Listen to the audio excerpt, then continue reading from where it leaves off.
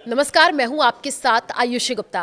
प्रशांत महासागर में जन्मा सुपर टाइफून रागासा 2025 का अब तक का सबसे शक्तिशाली तूफान है। ये सुपर टाइफून फिलीपींस से गुजरते हुए हांगकांग, ताइवान और दक्षिणी चीन की ओर बढ़ रहा है।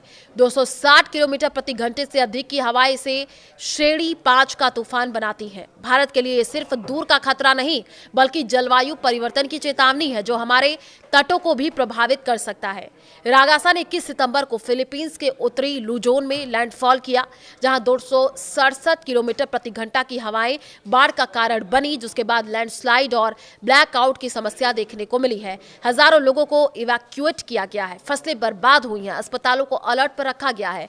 फिलहाल सुपर टाइफून रगासा ताइवान के पास से गुजर रहा है, जहां झीलों में भयंकर उफान देखने को मिल रहा है। ऐसे में किसी भी आपात स्थिति से निपटने के लिए बचाव दल तैनात किए जा चुके हैं। हांगकांग में स्कूल बाजार बंद हैं। चीन के ग्वांडोंग में 4 लाख लोगों को सुरक्षित जगहों पर पहुंचा दिया गया है।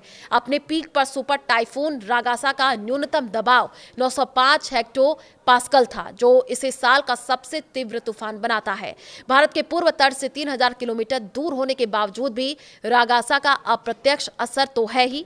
हांगकांग और दक्षिणी चीन में उड़ानें रद्द होने से दिल्ली, मुंबई, कोलकाता में एशियाई हबों की कनेक्टिंग फ्लाइट्स प्रभावित हैं। इंडिगो और एयर इंडिया ने वैकल्पिक रूट्स की सलाह दे दी है। भारत का चीन के साथ $100 बिलियन का आयात निर्यात, खासकर इलेक्ट्रॉनिक्स और फार्मा, प्रभावित हो सकता है।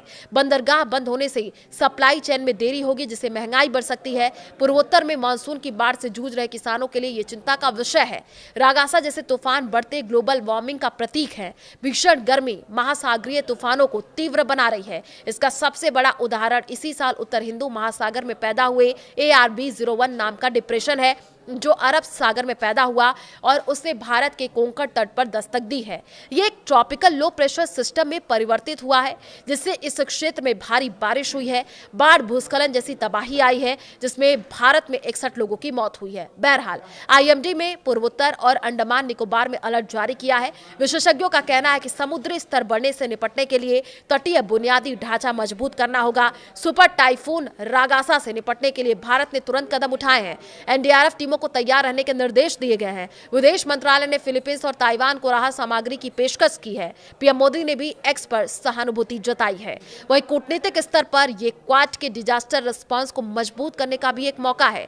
पर्यावरण मंत्री ने COP30 से पहले जलवायु फंडिंग पर जोर दिया, क्योंकि भारत जैसे विकासशील देशों की संसाधनों की आवश्यकता है।